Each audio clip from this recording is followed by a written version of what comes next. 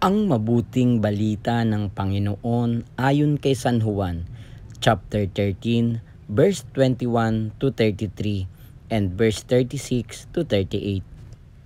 Noong panahong iyon, habang nakahilig kasama ng kanyang mga alagad, nagugulumihan ng sinabi ni Jesus, "Tandaan ninyo, ako'y ipagkakanulo ng isa sa inyo." Nagkatinginan ang mga alagad. Hindi nila alam kung sino ang kanyang tinutukoy.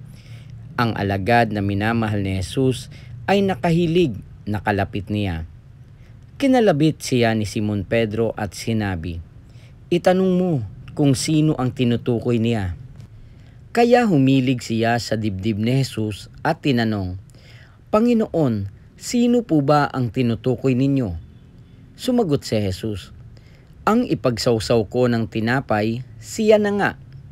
At nang maisawsaw ang tinapay, ibinigay niya ito kay Judas na anak ni Simon Iscariote. Nang matanggap na ni Judas ang tinapay, si Satanas ay pumasok sa kanya.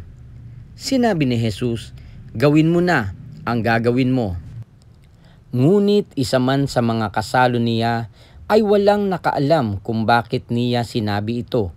Sapagkat si Judas ang nag-iingat ng kanilang salapi, inakala nilang pinabibili siya ni Jesus ng kakailanganin sa pista o kaya'y pinapaglilimos sa mga dukha. Nang makain na ni Judas ang tinapay, siya'y umalis. Gabi na noon. Pagkaalis ni Judas ay sinabi ni Jesus, "Ngayoy mahahayag na ang karangalan ng Anak ng Tao, at mahahayag din ang karangalan ng Diyos sa pamamagitan niya.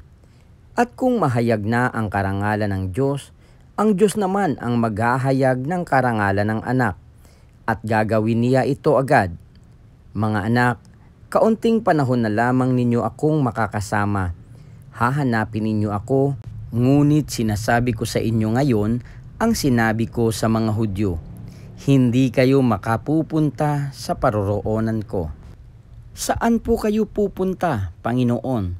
tanong ni Simon Pedro. Sumagot si Jesus, "Sa paroroonan ko'y hindi ka makasusunod ngayon, ngunit susunod ka pagkatapos." "Bakit po hindi ako makasusunod sa inyo ngayon?" tanong ni Pedro. "Buhay ko may iaalay ko dahil sa inyo." Sumagot si Jesus, "Iaalay mo ang iyong buhay dahil sa akin? Tandaan mo, bago tumilaok ang manok, maikatlo mo akong itatatwa." Ang mabuting balita ng Panginoon.